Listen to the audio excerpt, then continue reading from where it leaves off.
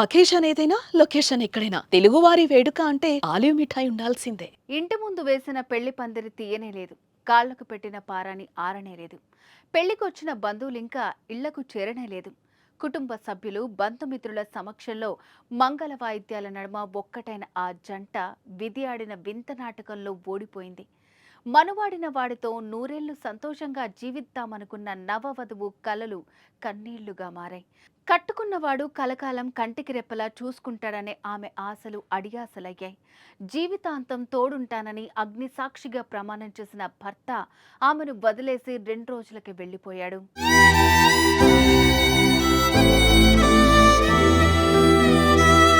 పెళ్లింట ఆనందం కన్నీళ్ల తడిగా మారింది. కాళ్లపారాని ఆరకముందే నవవధువు భర్తను కోల్పోయింది. విద్యుత్ఘాతంతో నవవరుడు ప్రాణాలు కోల్పోయాడు. రిసెప్షన్ జరగాల్సిన రోజు ఆ పెళ్లింట అంత్యక్రియలు జరగడంతో తీవ్ర దుఃఖాన్ని మిగిల్చింది. మహబూబాబాద్ జిల్లా బయ్యారం మండలం కోడిపుంజుల తాండాలో ఈ విషాదం చోటు చేసుకుంది.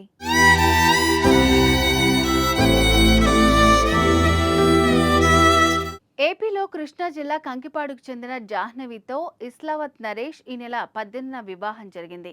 వధువు ఇంటి వద్దనే అంగరంగ వైభవంగా వివాహ కార్యక్రమం నిర్వహించారు. అనంతరం నవవధువులిద్దరూ వరుడి స్వగ్రామం కోడిపుంజుల తాండాకు వచ్చారు. మంగళవారం రిసెప్షన్ జరగాల్సి ఉంది. అందుకు అన్ని ఏర్పాట్లు చేస్తున్నారు. అందులో భాగంగా బోర్ మోటార్ కోసం విద్యుత్ వైర్లు సరిచేస్తుండగా నరేష్ కు కరెంటు షాక్ తగిలి ప్రాణాలు కోల్పోయాడు. భార్య జాహ్నవి తీవ్ర అస్వస్థతకు గురి కావడంతో ఆమెను వెంటనే మహబూబాబాద్ జిల్లా ఆసుపత్రికి తరలించారు.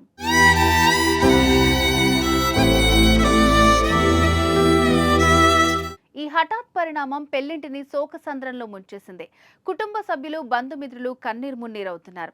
అటు వరుడు ఇటు వధువు స్వగ్రామాల్లో విషాద ఛాయలు అలుముకున్నాయి. రిసెప్షన్ ఏర్పాట్లతో ఎంతో సందడిగా ఉండాల్సిన ఇంటిలో రోదనలు మిన్నంటాయి.